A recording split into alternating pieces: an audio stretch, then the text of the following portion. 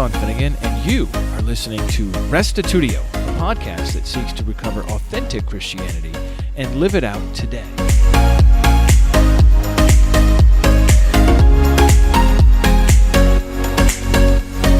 Colossians 1.15 presents an interesting test case to examine translation bias. Well-meaning Bible students have taken this text in at least 3 different ways.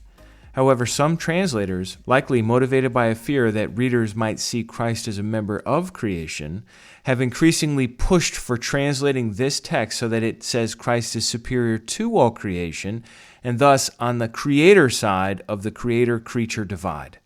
In what follows, I examine several popular translations and discuss the 2 main issues in this verse.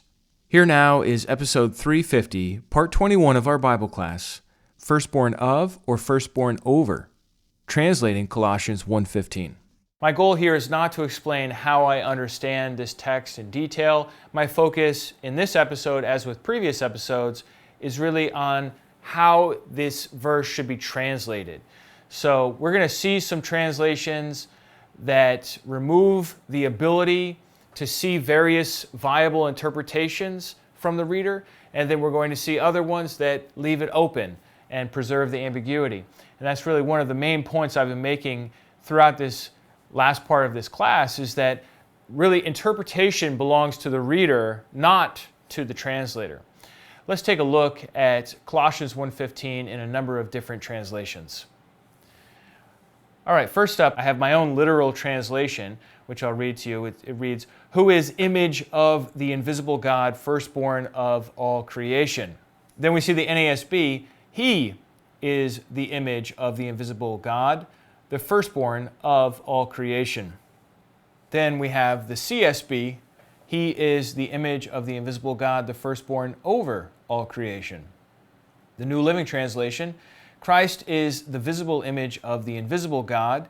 He existed before anything was created and is supreme over all creation." And then last of all, the Good News Translation, "Christ is the visible likeness of the invisible God. He is the firstborn Son, superior to all created things." Now the phrase we're looking at here is where it says firstborn of all creation. And I'll just highlight that in these various versions so you can see it.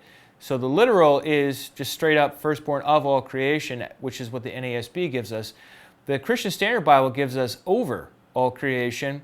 And then the NLT and the GNT both go for this idea of supremacy. In other words, also over.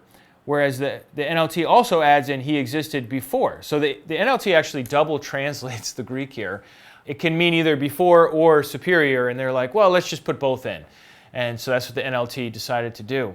Now there are 2 main options here, as I mentioned, and I put some other versions in here for you to see. The first one is firstborn of all creation, and the second one is firstborn over all creation. Now under firstborn of, you can see the ESV, the NAB, the NASB, the NJB, the NRSV, and the WEB. That's a lot of mainstream, very well-respected translations there. And most of your older English translations are going to do it like this as well, although they use the term creature instead of creation. And that's probably more of a function of just the way English has changed over time, more than a difference in interpretation. Then for firstborn overall creation, we have the Christian Standard Bible, the NET, the NKJV, the NIV, the NLT, and the RPT. The RPT is the Revised Patriarchal Greek Orthodox New Testament, all going for over here. Ironically, the translations that most egregiously succumb to the temptation to tweak, add, or rewrite Scripture are also those with the most stringent faith commitment to the inspiration of Scripture, which doesn't really make sense. I mean, if you really believe, think about this, if you really believe that God inspired Scripture, that the creator of the heavens, the most powerful, unlimited being, inspired Scripture, would you mess with it? Would you tweak it? Would you nudge it in a certain direction to conform to your doctrine? No, you would respect it for what it is and say, okay, this is what it says. This is what he wrote. I'm going to make it into the language of the people so that they can read what he wrote. But in fact, those who strongly believe in inspiration a lot of times can't resist the temptation to also adjust it in slight different ways.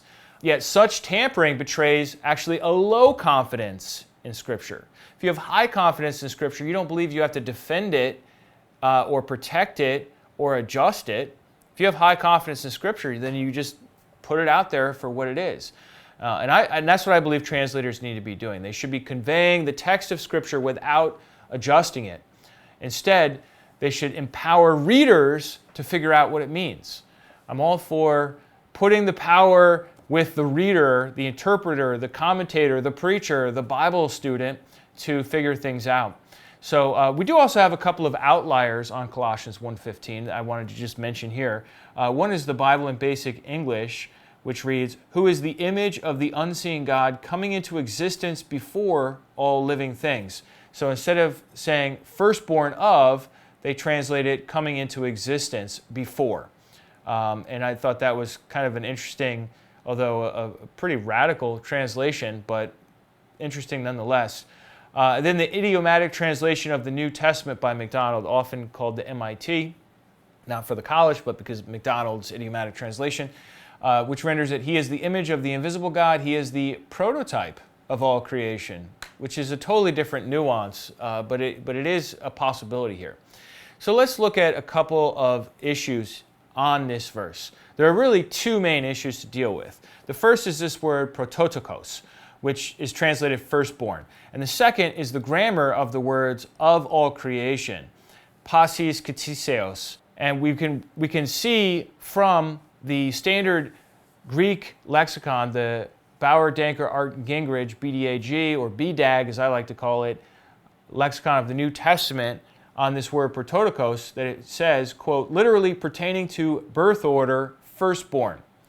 The special status enjoyed by a firstborn son as heir apparent in Israel is an implicit component of prototokos in reference to such a son and plays a dominant role." 2, pertaining to having special status associated with a firstborn. A, of Christ as the firstborn of a new humanity, which is to be glorified as its exalted Lord is glorified. Prototokos in polis adelphis, which is Romans 8:29, the firstborn among many brothers, or brothers and sisters. This expression, which is admirably suited, BDAG continues, to describe Jesus as the one coming forth from God to found the new community of believers, is also used in some instances where the force of the element tokos, or born, appears at first glance to be uncertain. And then B, of ordinary humans, whether of God's people or of a notorious dissident. So let me just summarize what we just read there for you. We have really two possibilities for the word prototokos. It can either mean first son to be born, so that's the idea of in time, right? I have an older brother, his name is David. My older brother is the firstborn son to my parents. There's no way in the world that I can be older. The firstborn son in any family is always going to be the oldest son in that family, just like a firstborn daughter would be the oldest daughter in that family. So that's the first possible meaning here, that Colossians 1.15 is saying that Jesus is literally firstborn in time. And then the other possibility is that he is the son who inherits the firstborn benefit. All right, so this is the idea of the blessing or the inheritance. The technical term for it is primogeniture, and it's something that is totally assumed in the Bible because that's just the way society functioned in the old days. Actually, in medieval times as well, primogeniture was major in Europe. But anyhow, this is kind of like a different idea. It's not necessarily, usually it would be the first physical son, but sometimes the firstborn blessing or inheritance would actually go to a different son than the firstborn son. So think, for example, of Ishmael. Ishmael was Abraham's firstborn son. Did he get the inheritance? No. It passed to Isaac, who was actually his second son. The first son of Sarah, but the second son of Abraham. What about with Jacob and Esau, right? Technically, they're twins, but technically Jacob gets the firstborn blessing, but Esau came out first.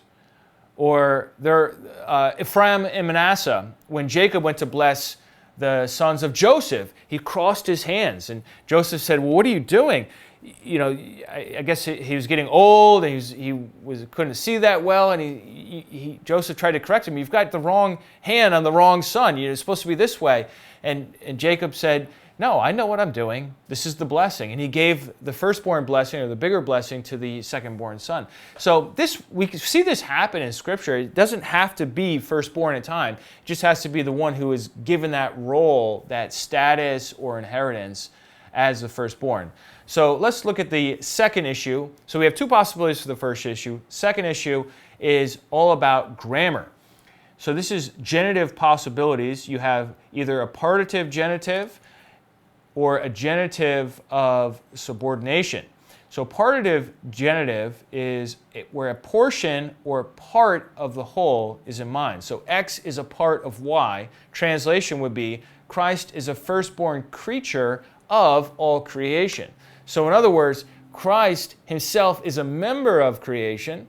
He's the firstborn member of creation, just like my brother Dave is the firstborn in the Finnegan family, and he is also himself a member of the Finnegan family. So he's a part. It's a partitive genitive. Then the second idea here is the genitive of subordination, which is really totally different if you think about it. And that expresses dominion or priority. And that is that X is over Y. So a translation would be, Christ is a firstborn superior to all creation. So in that sense, Christ may be part of creation or may not be part of creation. He may be distinct from creation and superior to creation itself. And that is the interpretation that many of our evangelical translations are assuming when they come into the text, this second idea here. So let's look at three overall interpretations that Christians have for Colossians 1.15. The first interpretation is that Jesus is the firstborn over Genesis creation. He has preeminence. He's the firstborn as the highest conferred status or inheritance, not literally the firstborn in time. The second possibility is that Christ is the firstborn of the Genesis creation. When I say the Genesis creation, I mean the creation described in the book of Genesis. God begot Jesus first, and then through him created everything else. So in option number one here, Jesus is not part of creation. In option number two here, Jesus is the first object of creation. And then option number three here is that Jesus is the firstborn of the new creation. As the first one resurrected, Jesus is literally the firstborn of the age to come, or firstborn of the dead. And that's a quote from Colossians 1.18 and Revelation 1.5, that term, firstborn of the dead or from the dead. So this last possibility is also the one that we saw in the Lexicon, the BDAG, talking about prototokos, this idea of firstborn, that Jesus is the firstborn of the new humanity. And so that is another possibility for Colossians chapter 1, verse 15 here.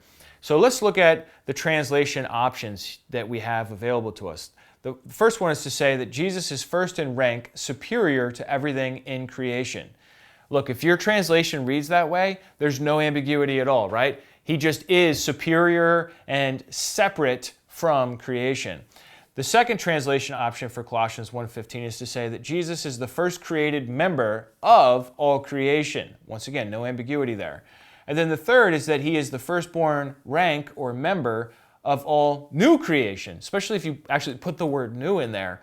It takes away all interpretation from the reader. So I would say all three of these are unambiguous translation options, and as a result of that, I would argue that all three are woefully inadequate and, furthermore, inappropriate for translation, because what they're doing is they're taking away the other two options. If you pick any one of these three, the other two are excluded from view of the reader.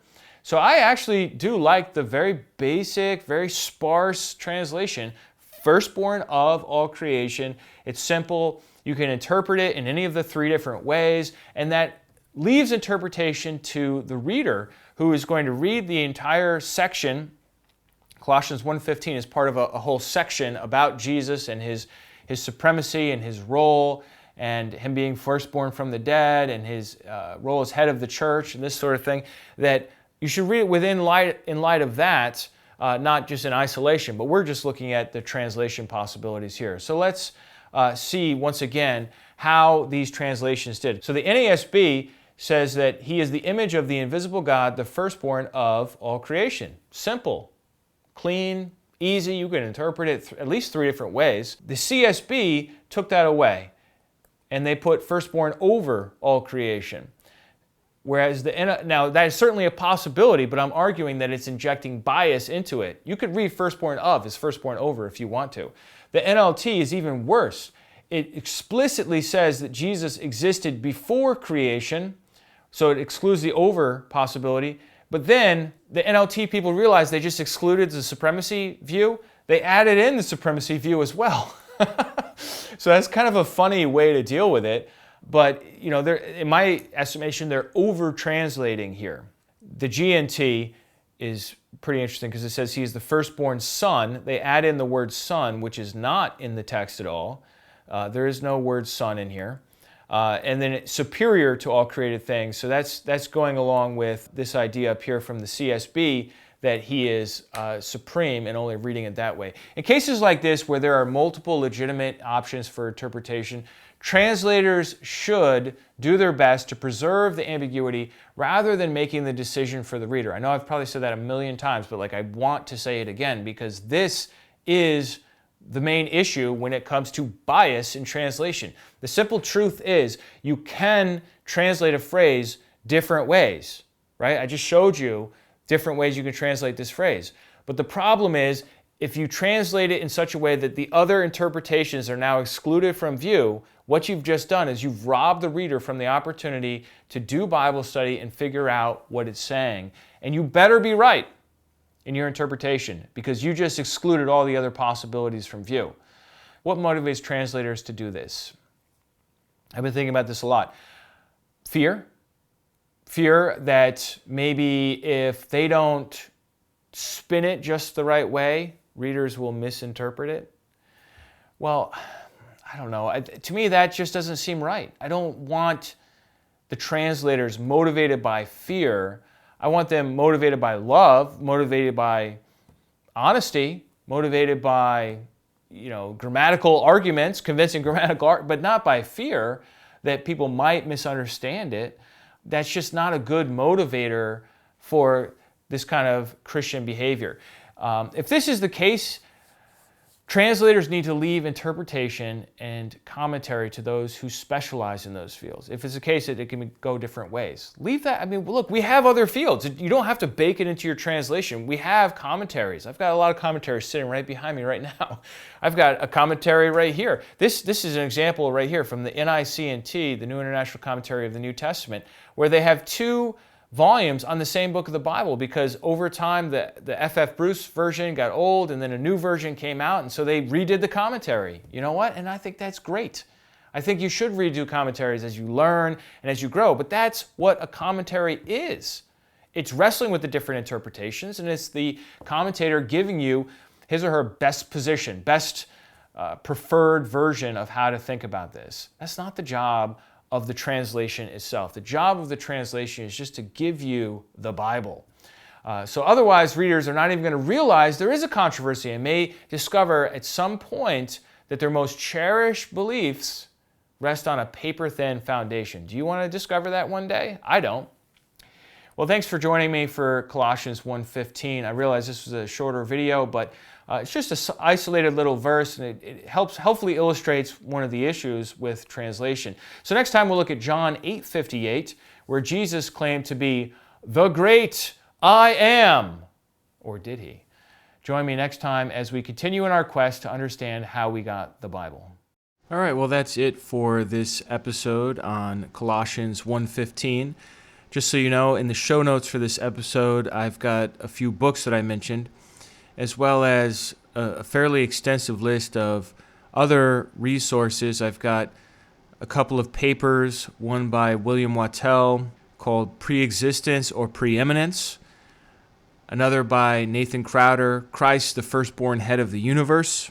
I've got links to an explanation by John Schoenheit from his book, One God and One Lord, as well as a sermon that I did on Colossians 1.15, and last of all, a link to a debate between Patrick Novice and James White that was carried out on Chris Date's The Apologetic podcast a number of years back. Part 2 of this debate specifically addressed Colossians 1, and you can hear, especially in James White's arguments, exactly what is driving the translation bias that I was mentioning in this episode, this overwhelming concern that Colossians 1.15 has to specify Jesus as superior to anything that has ever been created. And Patrick Novice takes a subordinationist view, sometimes called Arian, that Jesus pre-existed, that Jesus was the first to create, but that he is not separate from creation. This debate might be helpful to see these other kinds of views that are out there as well. If you would like to explain your view of Colossians 1.15 or even the whole section, verses 15 through 20, come on over to Restitutio.org and look for episode 350, part 21 of the Bible class, Firstborn of or Firstborn over. And would love to hear your comments or to read your questions. Last of all, I wanted to read out a couple of quick little comments that came in on episode 347, Bias in Bible Translation. Ken Schleimer writes in, "Thank you for your efforts in putting this series together. Much appreciated." Durham writes in, "I am really appreciating, loving, what you have been so honestly and prayerfully preparing and delivering each week in these podcasts about how we got the Bible. Each episode has at least one and often multiple gems, uncut or cut, that shine through your presentation and start one thinking, and by doing so, gaining a better understanding and strength about what Scripture is saying or not." Thanks to Ken and Durham for writing in. It is nice to get encouragement. Sometimes it has been a difficult series to put together. It has cost a lot as far as resources and time and money, and I'm very happy with how it's turning out. I think it is going to reach a lot of people in YouTube land, and I certainly do appreciate those of you who have shared episodes of this series on social media or via email, that other people can find out about this and that they could benefit from it. I tell you, I would just love to see a real revolution in Bible translation on some of these issues that we talked about not only in last episode, in this episode, but also in the next episode, on specific verses where bias is just dominating Bible translation. It's one thing if that's happening in the 17th century or the 18th century, but this is the 21st. There's just no room for shenanigans. And if you're going to take a strained reading, then put a footnote there explaining what the alternatives are. It just won't do to slip stuff in and then have preachers then proof text in their building of doctrine and defending of tradition.